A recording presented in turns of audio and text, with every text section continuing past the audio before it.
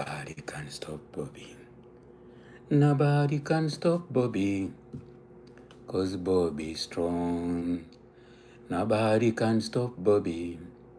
Nobody can stop Bobby. Nobody can stop Bobby. Cause Bobby's strong. Nobody can stop Bobby. Nobody can stop Bobby. Nobody can stop Bobby. Cause Bobby's strong. Bobby in the church. Bobby in the Moscow. Bobby in the north. Bobby in the south. Nobody can stop Bobby. Nobody can stop Bobby. Nobody can stop Bobby. Cause Bobby's strong. Nobody can stop Bobby. Nobody can stop Bobby. Nobody can stop Bobby. Cause Bobby's strong. Nobody can stop Bobby. Nobody can stop Bobby. Nobody can stop Bobby. Cause Bobby's strong. Nobody in the church. Bobby in America. Bobby in the UK. Bobby in Dubai. Bobby in the West. Bobby in the South. Bobby in the Central. Bobby in the North. Nobody can stop Bobby. Nobody can stop Bobby. Nobody can stop Bobby. Cause Bobby's strong. Nobody can stop Bobby. Nobody can stop Bobby. Nobody can stop Bobby. Cause Bobby's strong. Nobody can stop Bobby. Nobody can stop Bobby. Nobody can stop Bobby. Cause Bobby's strong. Bobby in the south. Bobby in the north. Bobby in the south. Bobby in the north. Nobody can stop Bobby. Nobody can stop Bobby. Nobody can stop Bobby. Cause Bobby's strong. Mwasimcha. Mwasibye mchano. Bannange abampuliriza oba abandaba. Nkomyewo na Morning Express.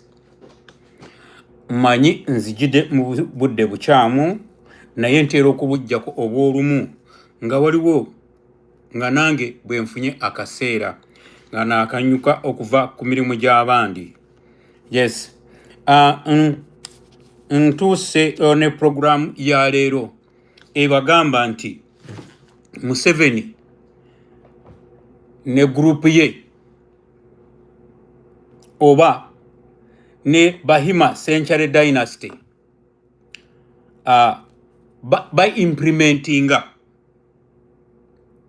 bali mu kugiteeka mu nkola wadde bagezaako okwekweka.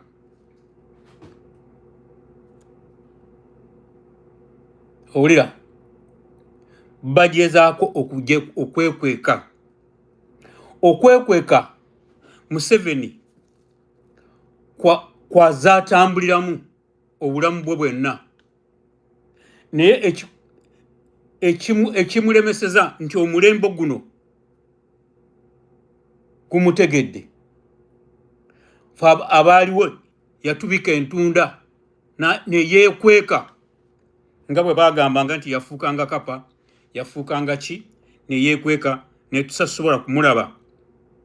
Kakati ebyo byonna bye mulaba ebyokusiba abantu, ebyokutta abantu, ebyokukola ki ebya accidents, ebyokugaba obutimba obw'obutwa, ebyokugaba immunization ezireeta mukenenya, ezireeta cancer, is implementing ekibayita 7 commandments namba 6.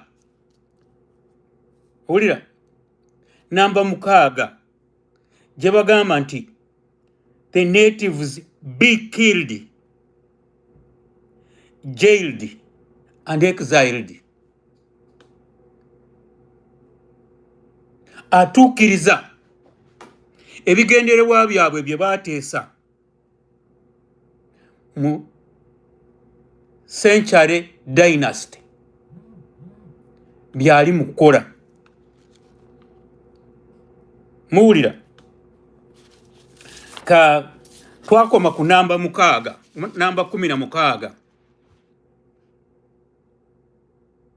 nsobola okugenda nga mbayitiramu ze twasookako mu bimpimpi. The resolutions were to cooperation with Rwanda be improved and outplay all Kisangani conflicts. Eyo namba emu. Make peace with BSJ as long as Winnie Byanyima lives outside of Uganda. Number 3, increase the number of districts to decrease political fatigue in the central government as well as expand parliament. Bring Amama Mbabazi, an immigrant Hutu, closer to the plotting deck for the coups he has successfully foiled. Nti musembeze Amama Mbabazi kumpi omuhutu eyasengukira eno abeere kumpi kubanga wa magezi nnyo okulemesa okuwamba government. Hand over regular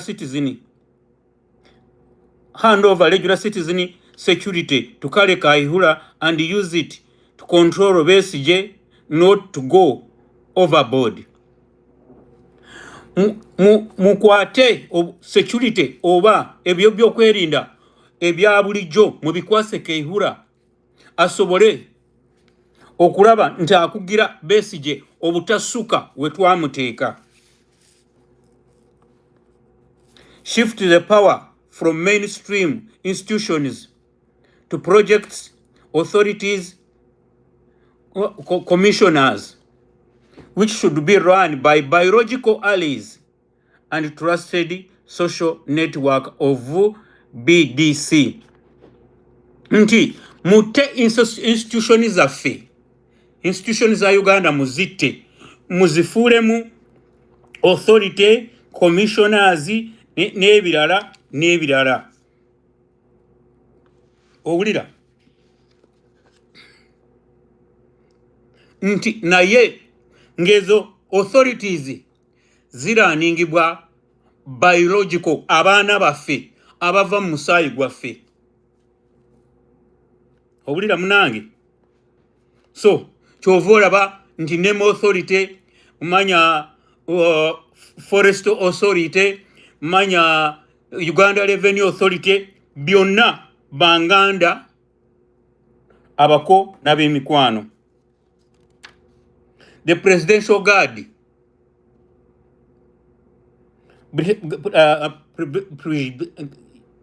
PGB Presidential Guard Brigade should form a special unit to monitor wealth inflow and outflow of individuals who do not belong to BDC. Nti mugundi mu SFC mukolebwemu akabinja akalondola enyingiza n'enfulumya eyaba Nancy basobole okulaba nga bwe babimenyamenya obutabaako na kyebakola ki kyebabeera nakyo. Kale number 9, the BDC membership should control all resources in the country. Ebyobugaga bwa Uganda birina okukontrolingibwa ab'omusaayi gwabwe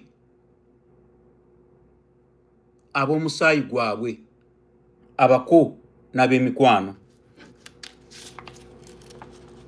Train our children using most elite education there in the world. Musomesa abaana baffe basomesa abaana baabwe mu masomero agasingayo mu nsi. Towulira abaana baabwe ennaku zino zonna bali mu graduation mu mawanga g'ebweru. Muwulira bannange byebyo.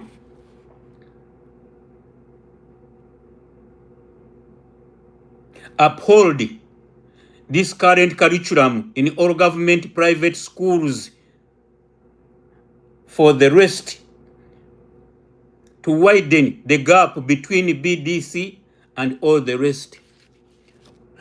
Mukyuse curriculum abaana baffe gye basomeramu ebevolongoto kwegamba wabeewo omuwaatwa munene ogwawula abaana baabwe abasomedde awabweru naffe be basomeseza ku butaka.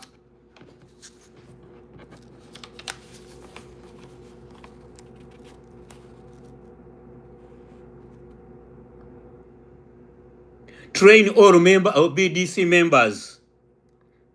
Professionalize exploration of oil. Musomesa abaana baffe. Basomesa abaana baabwe abakona b'enganda ne b'emikwano.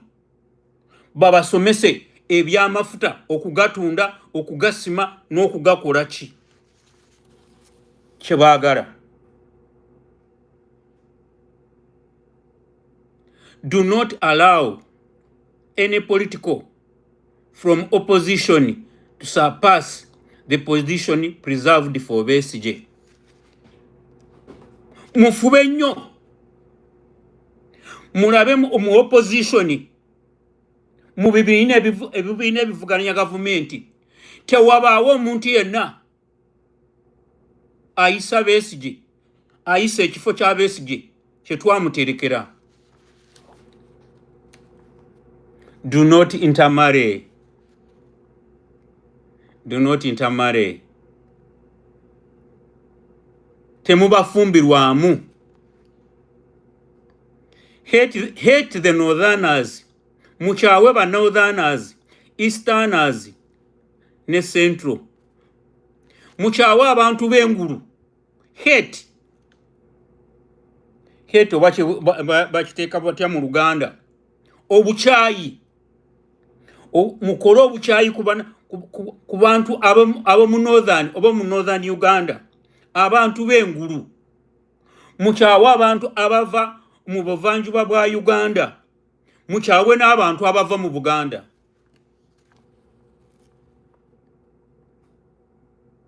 Never at any time mix with the Muslims.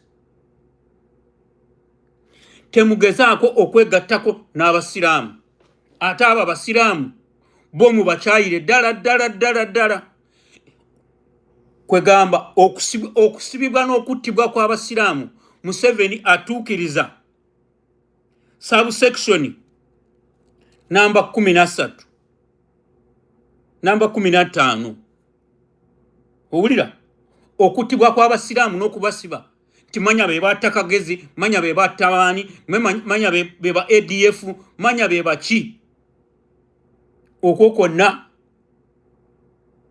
bukyayi obuli kubaki kubasiraamu n'abavengulu n'abava mu obuvanjuba bwa Uganda.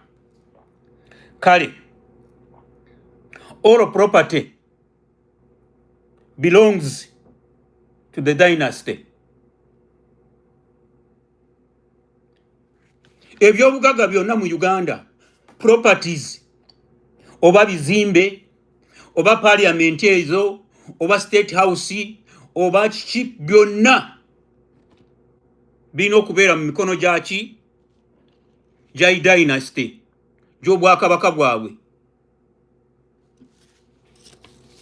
Anti atuukiriza omulimu gwe baateesaako okumanya nti Museveni yeefuula. Owulira ffenna atukulembedde mu kwefuula kyatali.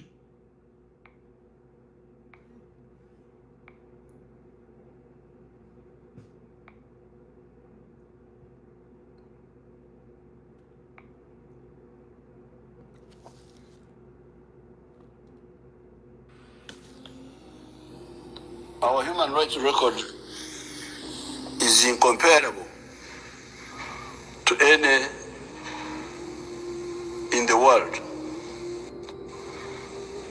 The NRM never believes in revenge. We never believe in revenge.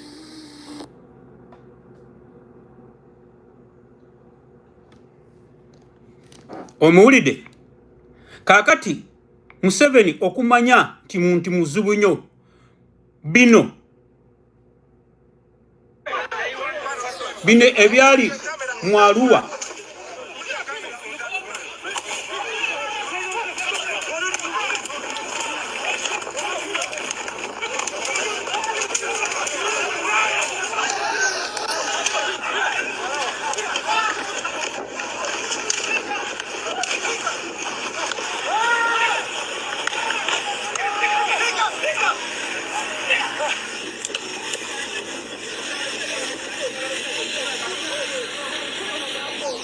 ekyo ke katundu kali ke nkugambye nti hate the northerners. Bakuba president emigo. Bakuba president emigo. Bakuba president emigo. Bakuba president emigo.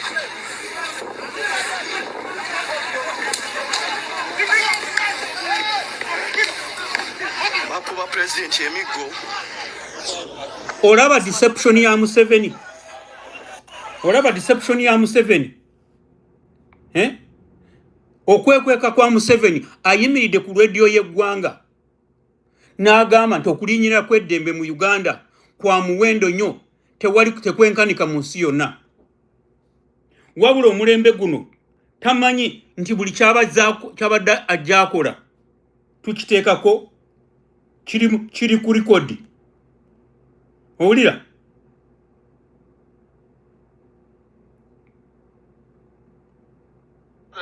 There was a fracas in West Nile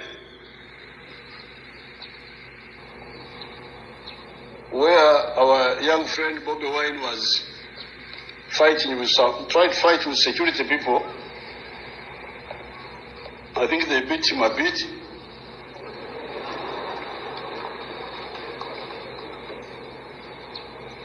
And then they came and said, oh, member of parliament was beaten.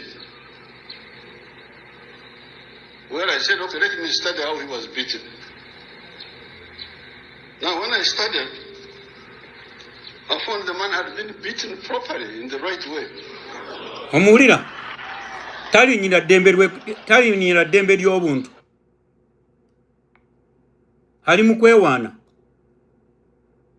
Nga bweki Bobi Wine bwe bamukubye ne bamukola ki? Ne bamumatiza. Okwo si kulinyira ddembe ly'obuntu. Owulira? Okwo si yakuyita mu Uganda wa mirembe nnyo. Group ya Kyagulanyi ntero ninja kugimaraho. You just wait.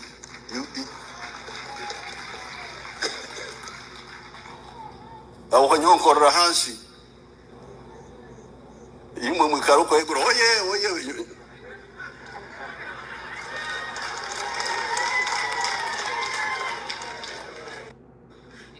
Group ya Kyagulanyi ntero ninja kugimaraho. You just wait. Aha. Kati okusibwa okukubwa abaana baffe kulibwa ebisiyaga bamalinos okubasiga sirimu bebakuddemu enjala beboonoonya obusajja ne babalaawa okusikulinyira ddembe takkiriza nti mu Uganda waliwo okulinyirirwa eddembe wabula yeewaako obujulizi nti ttiimu ya Kyagulanyi ajja gimalawo.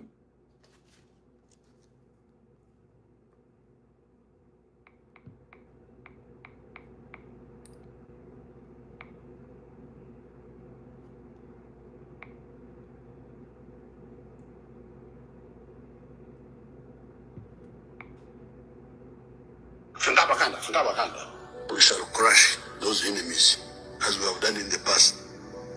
You preach your nonsense, we shall answer you by what?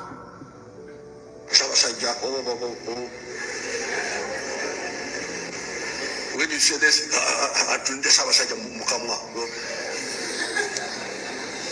But politics is about okutunula mukamwa. Now if you say, Sabasajja mukamwa, we shall crush. We shall crush those enemies as we have done in the past. You preach your nonsense, we shall answer you. You see? Fenga Baganda. Omuntu okugamba nti ye Muganda, he will crush the enemy, and he called them the enemy as he has crushed them before.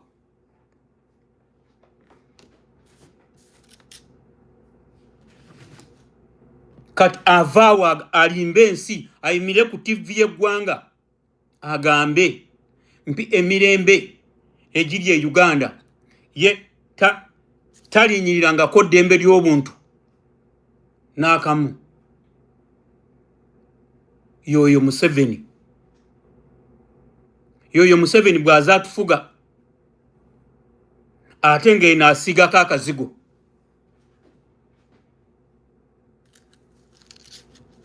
Tugende mu maaso. Museveni ng'atuukiriza ebigendererwa byabwe, the 7 commandments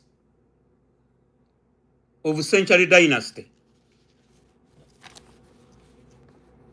Twakomye ku namba ya 6 nti all properties belong to the dynasty.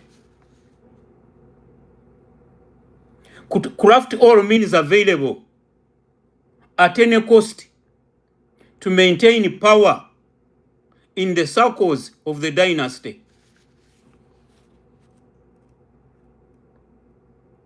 Mukolewo enkola yonna erabira ddala nti obufuzi oba obwakabaka bwabwe busigala mu bo bokka. Bakolewo enkola ey'okutta, enkola ey'okugema abaana baffe, enkola ey'okugaba obutwa, enkola eya accident, enkola nyingi nnyo naddala ez'abakazi baabwe be bafumbiza okujja okutirimbula abasajja abagagga.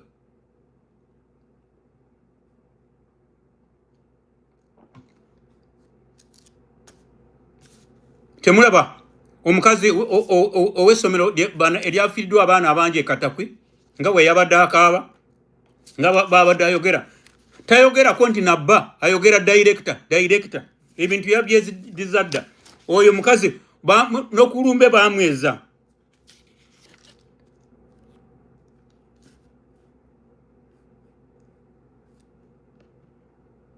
The BDC kale ffe ng'abanyankole bwe mpulira abanyankole bagamba nti bali mu kintu, bwe mpulira omukiga yenna agamba nti ali mu kintu, oba omuhororo yenna nkusaasidde. Craft, the BDC should be encircled by banyankole, bahororo, bachiga, Tutsi and Hutus.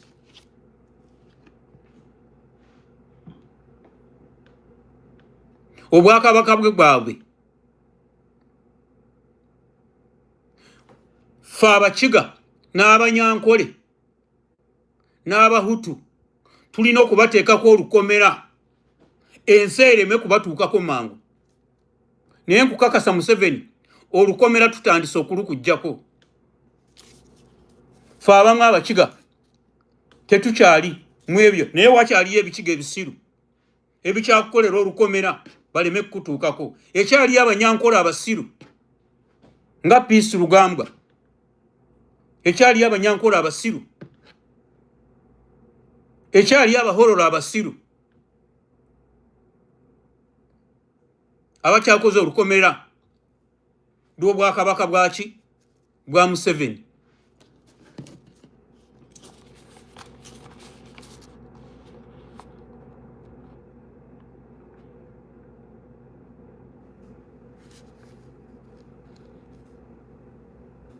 shift some of the investments from the West to China, Russia, Saudi Arabia, Jordan, and Kuwait.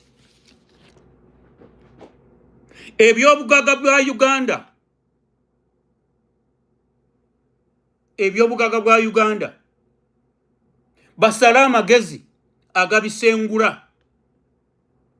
Babitwale mu nsi nga Kuwait, Jordan, Russia, China, Saudi Arabia ne Kuwait. Ebyobugaga bya Uganda.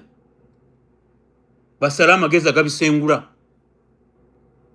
Wetuluzukira ng'ebyobugaga byonna baabikola ki? Baabisengula dda.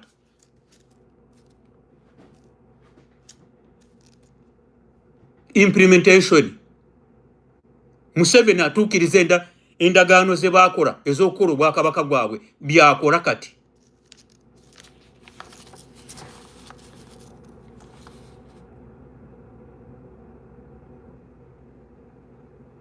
BDC should grow to a level of controlling a number of factors in the entire Great Lakes region.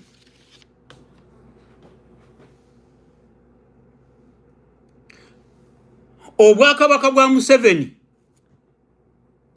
bulina okugaziwa bulabe nga butukontrolinga buli kimu mu Great Lake region. Great Lake region kitegeeza Kenya, Tanzania, Uganda, Rwanda, Burundi, Congo, Sudan. Obwakabaka bwe buba bukontrolinga kyova olaba nti almost mu nsi ezo alinayo amagye abiteeka mu nkola obwakabaka bwe.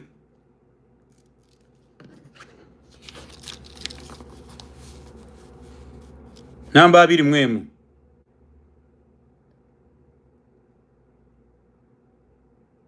To advance welfare of BDC 15% of the national budget should directly be drawn and distributed among the members of BDC. 50% ya budget bajja kubanga zisoroze zigibwa kwa akaunti eyeggwanga ebitundu 15 babigabire bamanerenda, babigabire abaagala okusuubula, babigabire abaagala okukola amakampuni. Owulira?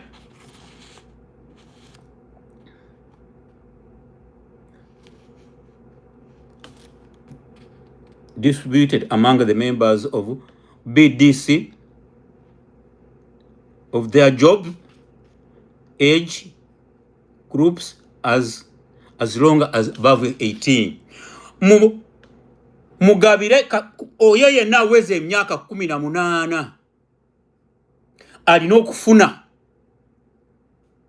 ebitundu 15, alina okwebya ebitundu 15 ebya national budget ya Uganda birina okugabanyizibwa mu bantu abo bwakabaka bwa Museveni.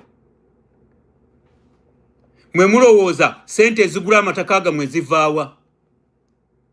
Mwe mulowooza bamanerenda abatwala ettaka lyammwe esente bazijjawa?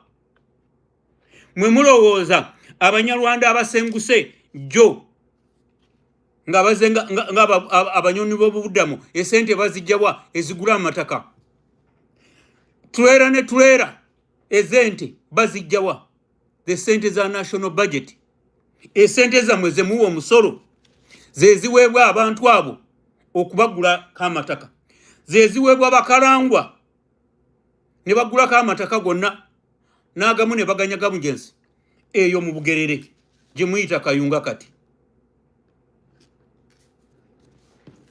abiteeka mu nkola ebyo obwakabaka bwe.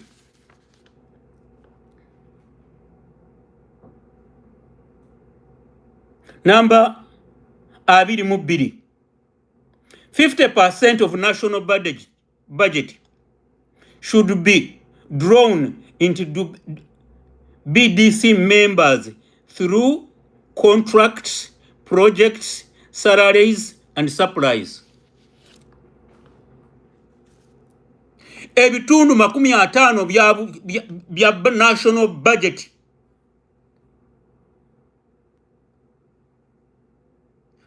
y'eggwanga lyonna ebitundu 50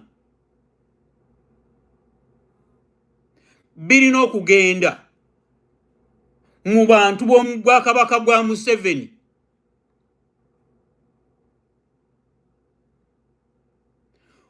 Mu contracts ezo ze mulaba z'okulima enguudo, ezo mu contracts ez'okuzimba amalwaliro agatagwa, mu contracts ez'okukola ebintu ebitaliiyo, mu contracts ez'okuteekawo Uganda Railways etabeerangawo ne batwala billions and billions. Ezo zonna zigenda mu bwakabaka bwani bwa Museveni. Ebitundu kati tutuuse ebitundu 65 ebya national budget ya Uganda byonna bigenda ku bwakabaka bwani bwa Museveni. Sharing a video ate commenting, sharing a video etuuke ku buli omu akolera Museveni amanyi nti tali kuki, tali mu bwakabaka bwe, wabula ayambako biyambi Museveni okukola obwakabaka mu nsi etali yiye.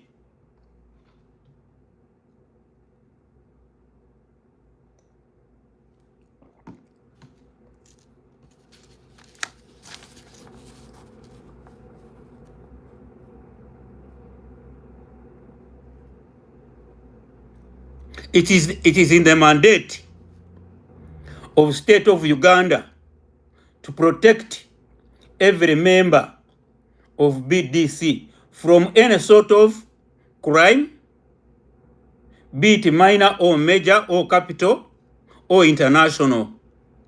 BDC should keep clean by using proxies to do any dirty job.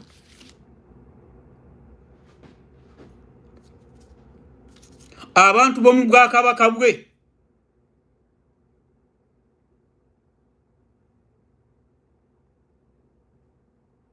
balina okukuumibwa okulaba nti bo babeera balongoofu, tebalina musango lwagwogwo ne bwatwala ebibumba by'abantu era avaayo n'ayogera ku Nankani nga bw'ayagala okutereeza eggwanga. Muwala wa Museveni bawe ne bwaba atta ebiwoobwo, atwala ebiwoobwo ne bwaba akwata budget yonna ey'oku-exportinga products ebweru, abeere clean nti tabeerako n'omusango oguli international oba oguli loko. Kagube gwakutta capital offense, kagube akasango akatono, bo balina okuba nti basigala fetuwa nazaako enziro. Kwegamba gavumenti ya Uganda erina okukolawo ekitongole ekirongoosa abantu b'obwakabaka bwa Museveni. Ne bw'aba nga azizza omusango gw'ebweru, ng'oyo Katungi gwe bakwata ne bakola ki? Ne bakugamba nti bagenda okumuteeka mu Nankani, kumutwala mu Amerika bamuwozese. Kakati balina okumubikirira abulirawo mu kkomera. Mwazzeeyo kumuwuliza? Bakugambyeko nti bamutwala mu Amerika?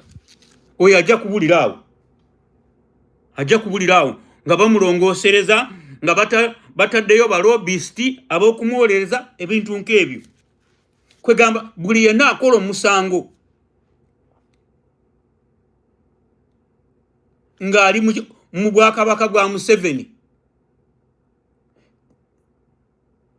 waliwo mechanism mu gavumenti ya Uganda emuprotectinga emulongoosa asigale nga mulungi ye mu nsi. Kyova olaba ebintu bwe baba boogerera eggwanga muwala wa Museveni azze nga bwazze bw'ayagala okubeera pasita ku bikolobero byonna bye bakoze. Muwala wa Museveni ebikolobero byonna byakoze ngatta abawala kubanga baagala musajja we bwabwogo azze atta abawala abaagala bba lwabwogo gwaserawo okukwana bakolegana n'ennyina ne babatta. Abo balongoosebwe n'emisango tegibatuukako balangira.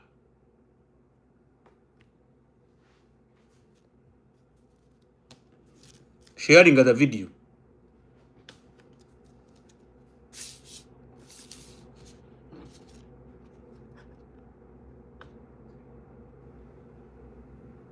Mukiraba bwabiteeka mu nkola. Mwongera okumutegeera Museveni. Bino byali bya 2006. Bino byali bya 2026. Emyaka 2 ng'abiteeka mu nkola. Emyaka 2 nga batta abantu baffe. Emyaka 2 nga bavuwaza abantu baffe. Emyaka 2 nga babakolako buli kikolobero kyonna. Emyaka 2 nga babawaŋŋangusa. Emyaka 2 nga babasiba. Abalala tebaddangayo n'okulabikako. Olaba bwe bateeka mu nkola obwakabaka bwabwe.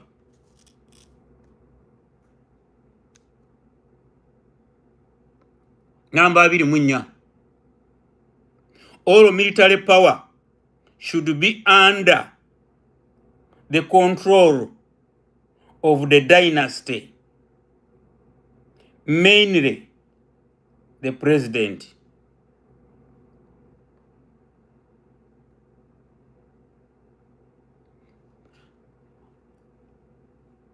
Military power, amaanyi g'amagye,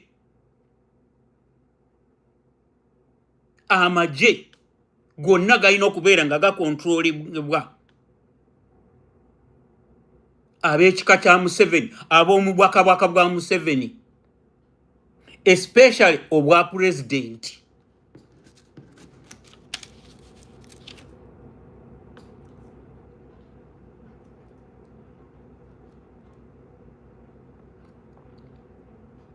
Kyova abantu amagye ne bwe gakola ki?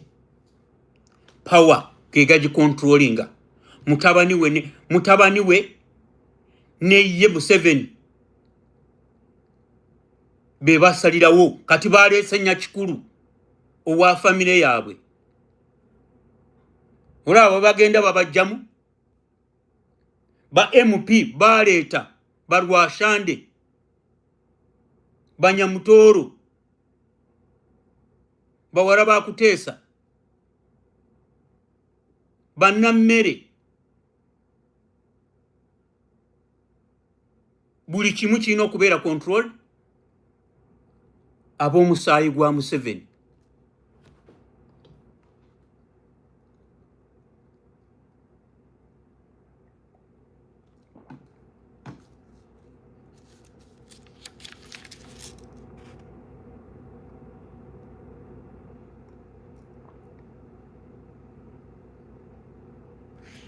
Any potential opposition should be restrained by death.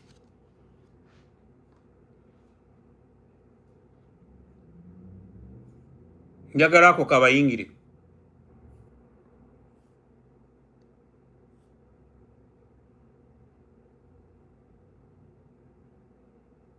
Potential. Oyo yenna ali mu opposition alina obusobozi. Alina okwagalwa kw'abantu. Alina influence alina kufa.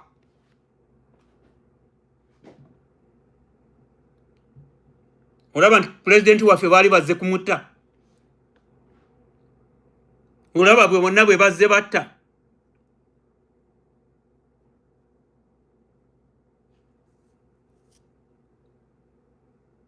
Olaba bonna bwe bazze batta.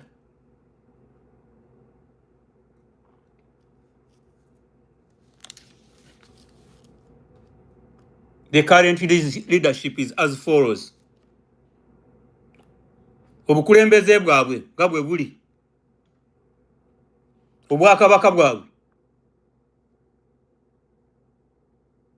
Owulira? Obwakabaka bwabwe.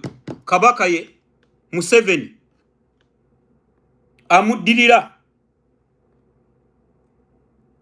Sam Kahamba Kuteesa. Omuwandiiso w'enkalakalira Janet Kataha Museveni amuddirira omuwandiisi amuddirira More Asiimwe. Eristendaliruda.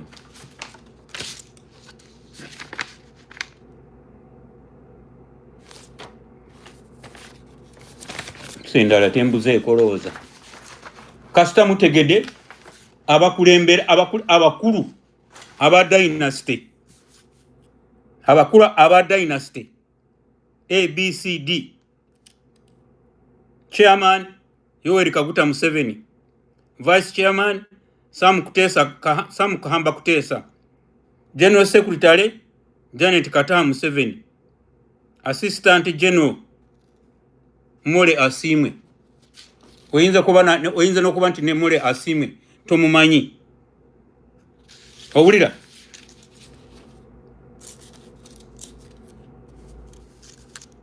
Owulira?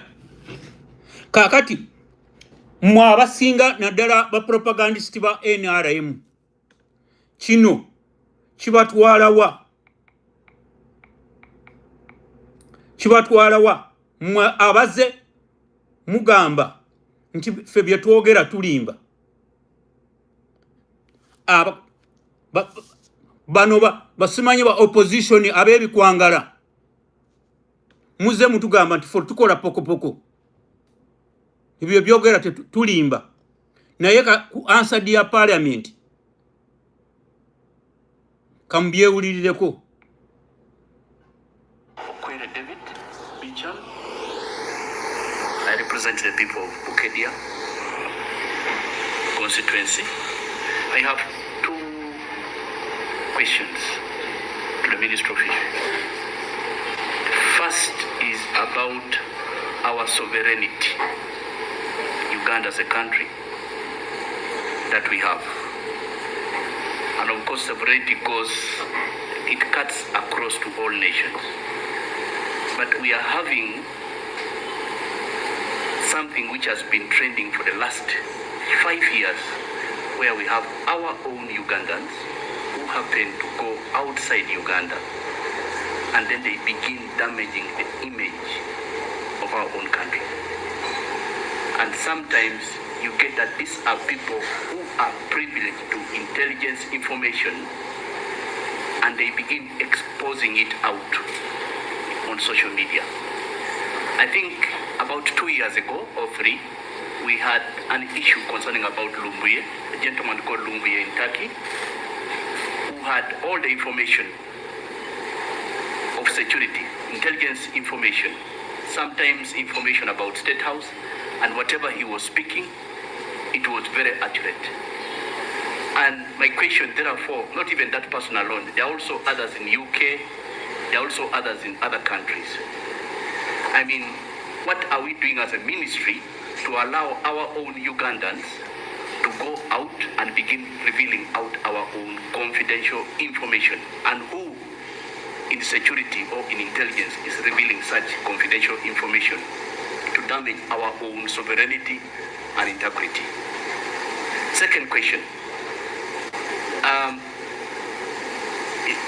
When I was coming in, I got you when you're doing a presentation in regard to the Ugandans who have committed some crimes, and some of them are even in prisons and all that. My question is, how many Ugandans do we have who are out there and they are in detentions? And what kind of offenses are they serving? And how many can be helped? And are we thought assistance of the Ugandan government to see that such kind of Ugandans can be helped? Because it does not stop that the moment I leave Uganda, my identity as a Ugandan stops at the time when I exit the country. Because I've seen sometimes circumstances where a burden is shifted to the government, someone dies outside the country, and then the burden of transporting the coffin or bodies is again given to our own government. That is my question. Thank you. Thank you. Honorable Roberts. Also, my concern, Madam Chair, is on some Ugandan associations. Some are facilitated by our government. They are given money, but they continue to be negative. And they paint a very bad image on our country. Are we trying, is the ministry putting any efforts to sensitize them, or maybe encourage them to come and visit Uganda and see that the way they left it is not how it is that Uganda is not in the same way they left it, because most of them have been in diaspora for a very long time, and some were born from there. Thank you very much. Thank you. Honorable. I think yesterday but one, what is going on in some of our systems. Question obviously is, how does somebody in the diaspora know what is happening in State House, in internal affairs, in foreign affairs? There is, of course, a loophole somewhere which needs to be sealed. There is a leakage. And it's very dangerous for any country's national security if intelligence leaks, if intelligence becomes rumor mongering. Dangerous rumor mongering. That's very dangerous. And some of these people are not outside there because they wanted to be there. They are bitter. So part of our mobilization and sensitization is to instill a sense of patriotism in these people. And some of them have started learning, because what happened in South Africa taught them a lot. All these people have been saying nasty things in South Africa, found themselves at the airport. And they were panicking. They thought they were going to be taken to prison, and I will just told them, no, you are home. That's why we have been telling you, east or west, you will end up here. Dead or alive, you will end up here. So, go to Chankwanzi, see what is there, and chair, by the time they left Chankwanzi, they were very happy. When they came, they were all traumatized. They didn't know what was going to happen next. So, this is why we need constant mobilization. We need constant sensitization. And these people are not bad. They are pushed by circumstances. Now, Chair, the most important thing for us to ask ourselves is this.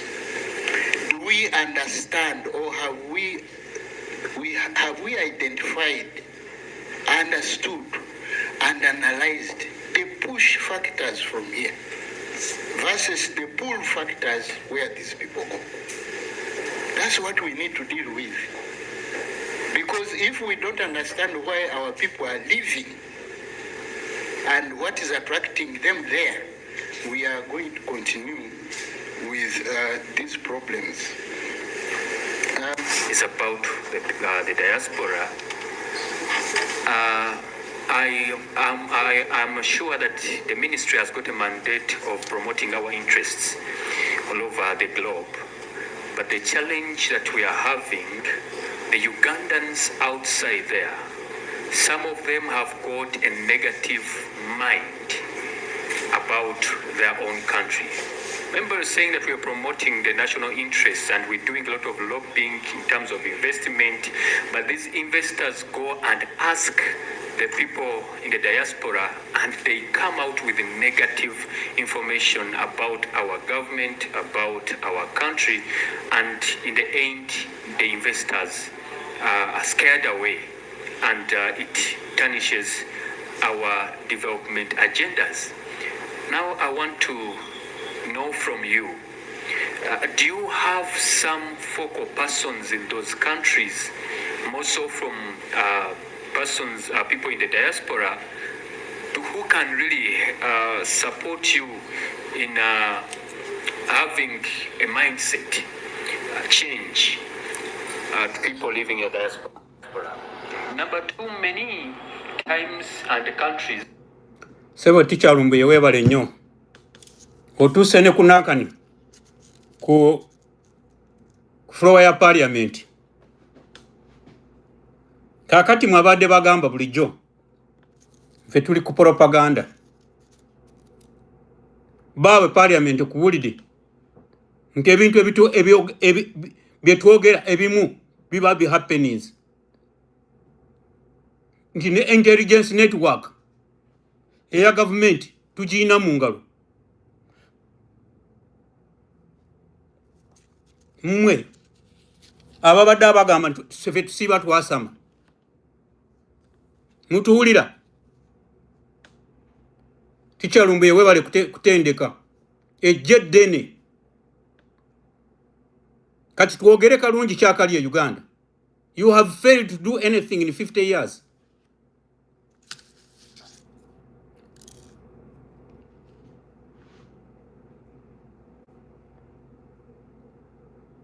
Kati abantu abafe enjala mu Karamoja. Ensi Uganda ne climate jerina abantu ne bafe enjala e Karamoja. Kayanja n'abanga alimayo acres and acres of rice n'emmere endala. Naye nga abantu baffe Abakaramoja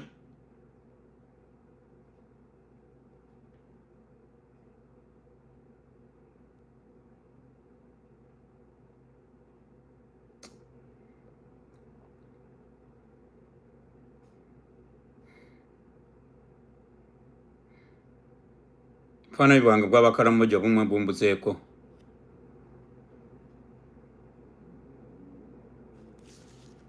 Mutunulira abantu baffe.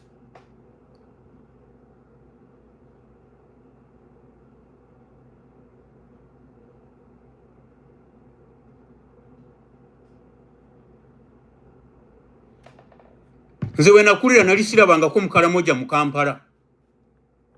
Mukaramoja nasooka okulaba n'abagambye gwe nasooka mulaba mu post office ng'akola mu post office. Abakaramoja baali ewaabwe. Oba tebambala oba tebayikola ki naye nga balina ente zaabwe, balina emmere yaabwe, balina buli kimu. Naye okuva mu Museveni lwe bamufuula minisita wa Karamoja. Karamoja neesaanawo n'okutuusa ne kati. Kati kali kabagamba hate Easterners and Northerners. Ne mu 7 commandments. 7 commandments. Number 6. The natives should be killed, jailed and exiled. Museveni atuukiriza. Okumalawo Karamoja yamala kuweerezaayo mukazi we n'abeerayo ebisanja ebi bibiri. Nga bamalawo Karamoja.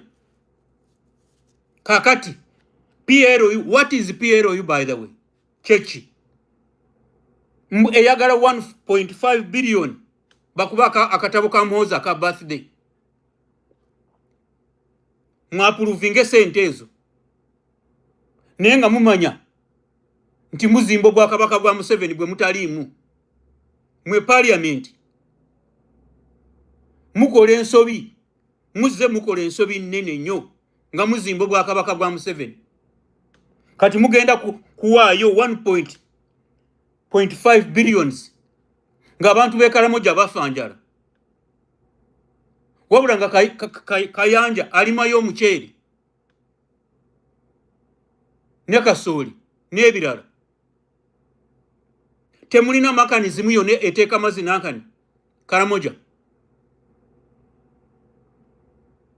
Tewali makanizimu yonna esika amazzi kugacha ku Kyoga negatwale Karamoja.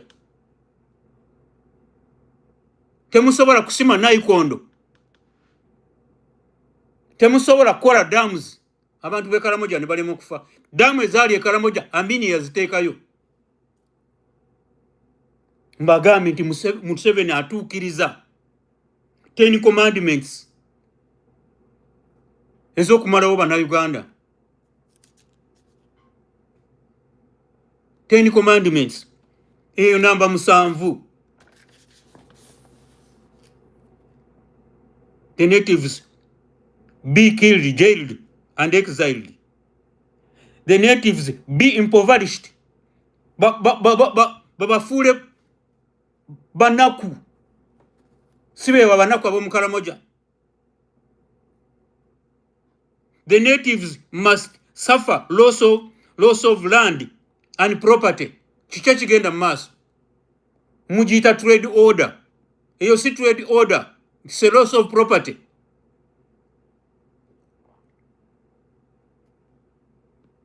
Museveni azimba bwa kabaka. Mwena mutunula mumuyambako. Nadala mwe ba westana mwe abatolo mwe abanyolo. Mwe abanyankole mwe abakiga bahororo nga mukyawagira Museveni. Mumuyambako okuzimba bwa kabaka bwe.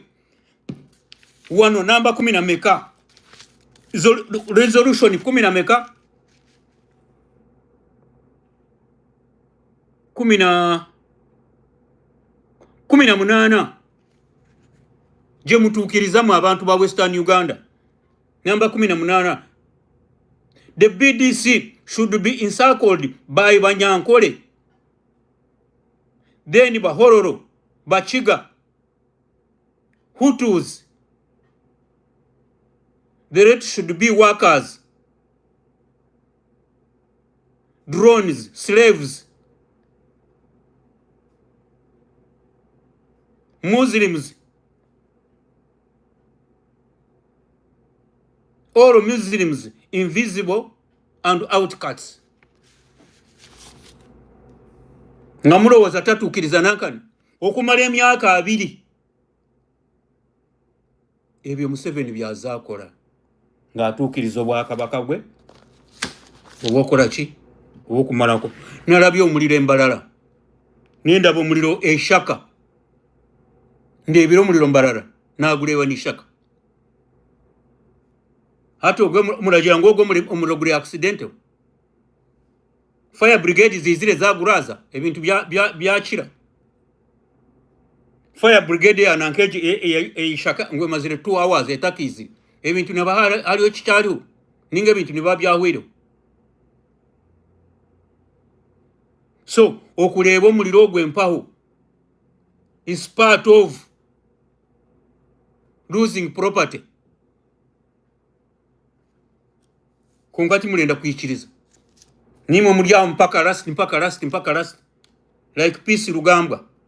Yo Peace Rugambwa tindaza kugambaho abaana bakumazire kale. So that is the implementation of Museveni dynasty, century dynasty, emyaka 10.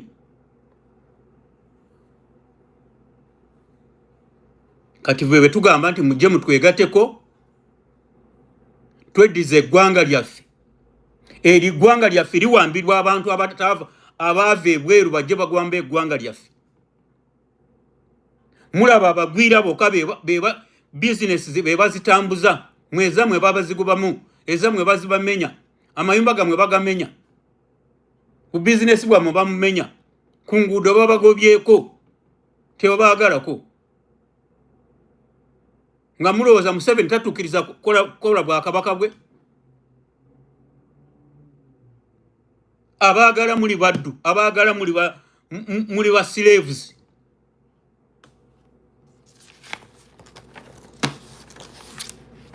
Sharing the video ate munange gwe olaba nti nze eyewaddeyo teke face yange munankani subscribinga kwa Hakuna Matata mpankuwe kubanga nange enkyanzira nkuweemu. So subscribinga kwa Hakuna Matata, commentinga, likinga, sharinga. Kale baana ba ssebo, baana ba kitange, banna Uganda bannange, mbadde njagala nsooke nkome wano olwaleero era nja kuba nzira essaawa yonna. Nze sisobola kubagamba nti nzira ssaawa gweyita. Ssaawa gye nfunirawo akadde tuli ku kyeyo. Ewe nfunira akadde wengwirawo bappa nga tutandikiraawo.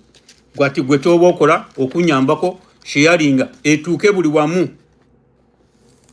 Abo bonna naddala abo abawagizi ba NRM basharingire bamanye engeri gye bakuyambako Museveni okuzimba Obwakabaka bwe ku ttaka eritali lya bajjajjaawe, ku ttaka eritali lyabwe. Mwalabye basalebrate nze ekipande nankani statue ya muganda wa Natanyahu. Museveni akopa Natanyahu byazaakola. Owulira? So mwe mubeera awo mukole ki? Mwetereeze, otherwise mujja kulaba. Webale commentinga gwava okukomentinga. Nsanyuse nnyo okulaba. Ogamba otya? Okyaliwo? Naye ffe tukyagenda mu maaso nakuweereza eggwanga. Olaba Museveni tumusibye jiribwa atandise okulaajana. Tiwano tewali ki? Tewali kukuba bantu. Mujja kiwulira. President waffe yagamba timujja kiwulira, mwena mujja kiwulira. Kale omukama abakuume atakuumira mpeera. I sign out.